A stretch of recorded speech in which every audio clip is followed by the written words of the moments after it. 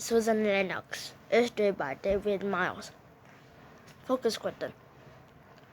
How do Marco's feeling about his new home change during the story? Why?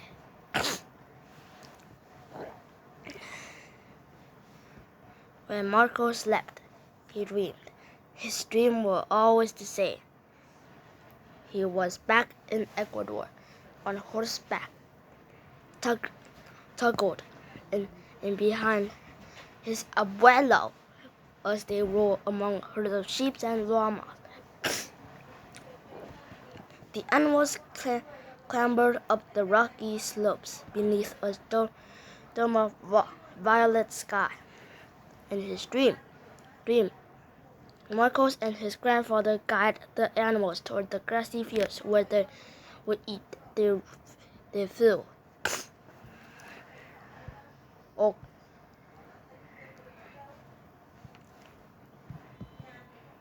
Wood. The morning would come, and Marcos would wake from his dream and worry. His worries these days always seemed the same. What? Life was so different now. How would he fit here in America? Was there any effects to be had in the classroom of your face? Would he ever have mastered this strange language called English?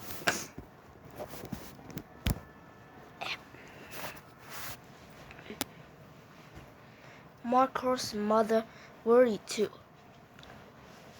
She wanted her son to be happy in his new home. Every morning, she made him a delicious breakfast and offered a kind word of agreement before sending him off to school.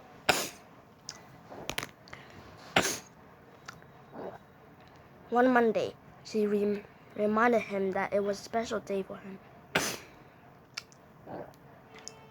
Marcos, today you're taking a trip with your class, remember? She says gently. You're going to a ranch. Marcos nodded. He had remembered. He just didn't believe it was anything to get excited about. We used to live on the ranch, Mama. What? Why there's a Mama? Mama, Mama, he said sadly. That's what in Ecuador, Marcos. I'm sure an American ranch would be a bit different, she said. Yes, Marcos sighed, just like everything else here. At school, the other students were very excited. They lived in the city and knew little about farm animals. To them, the trip would be the greatest adventure. Marcos felt lost in the hubbub, and his classmates chose seat partners for the bus ride to the ranch.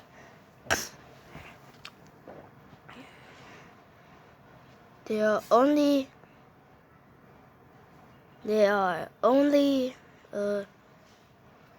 12 students, and me, and the bus driver is two.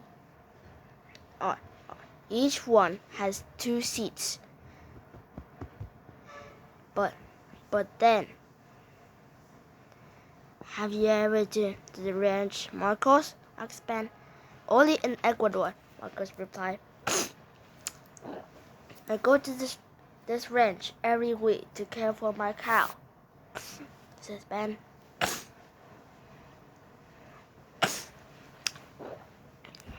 Marcos' eye wandered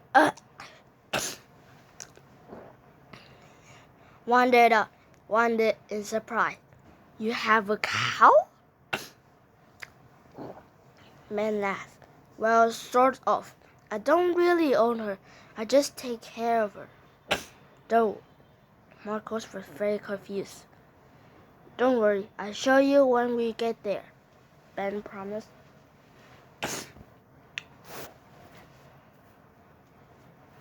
When the bus arrived and opened its doors, Marcos was hit by a wave of familiar smell. The sweet aromas of fresh hay mixed with the heavy scent of animals. Mr. Perkins organized the students and introduced with the ranch owner, Mrs. Vega.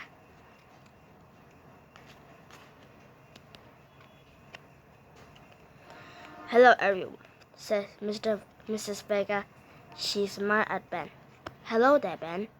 The rest of the class looked at Ben, somewhat surprised that he had been singled out.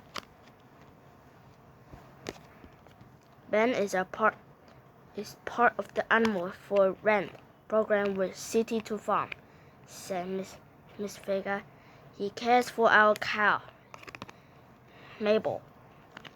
Ben leaned over and whispered to Marcos, That's what I was talking about. What's City to Farm? Asked one girl. Maybe Ben can explain the programs to the rest of the class, said Mr. Perkins. Ben turned around face to the group. City to Farm is an organization for young people, he said. It has clubs all over the world. Grown-ups introduce all the city kids to what life is like on a farm. I'm interested in farm animals, but I live in an apartment. Can you imagine keeping a cow in an apartment? This class laughed. So Ben says, through City to Farm, Mr. Vega rents Mabel to me. I don't pay the rent to rent her. I just signed an agreement to take care of her. My mom drives me here after school 3 days a week. Why don't we take care a walk so you can meet Mabel, said Mr. Vega. Ben led the rest of the students into the large barn with many stalls. Marcos squinted to see in the barn the light. What he saw made him stop his tracks. There, in the second stall was a llama. Llamas are mammals related to camels. Llamas are native to South America. They live in herds in highlands of the Andes Mountain. People in Ecuador, Peru, Chile raise llamas. Llamas are sure fruit-packed animals. People use them to carry loads up and down steep mountain paths. Llama wool is woven to make cloth.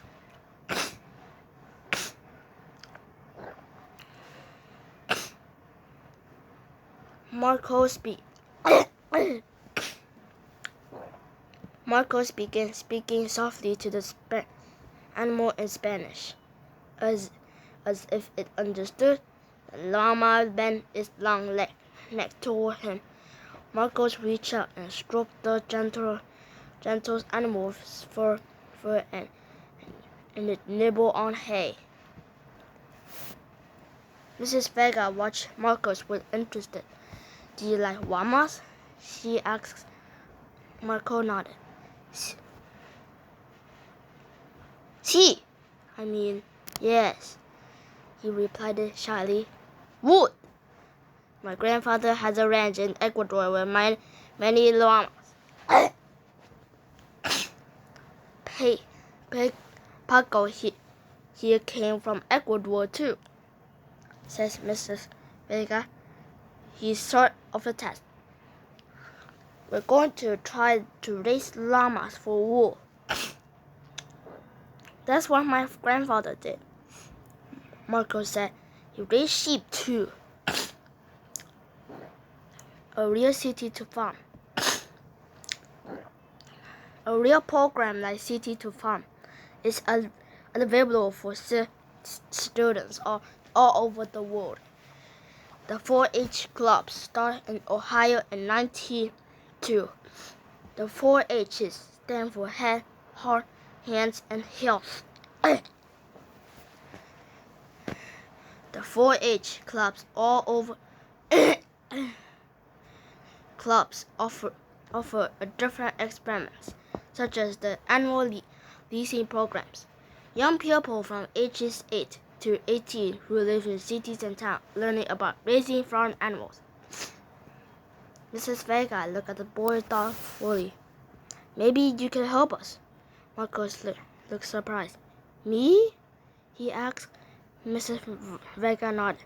I could rent Paco to you, just as I rent Mabel to Ben. Marco's eyes widened. You would let me take care of Paco? He asked. Mrs. Vega smiled. See, she said. Marco's heart soared as he returned to his classmate. Ranches might be different in the United States, but llamas were the same. Connections. Writing. Pretend you are Marcos. Write a postcard to your family and in Ecuador to tell them about your field trip to the ranch. Include details about how the trip changed your feelings about how your new home. Social studies and art. Draw pictures to show 3 kinds of communities: rural, suburban, and urban. Which types of community do you live in? Share your answer with a partner. Goodbye, everyone. See you later. Thanks for watching. Have a great day.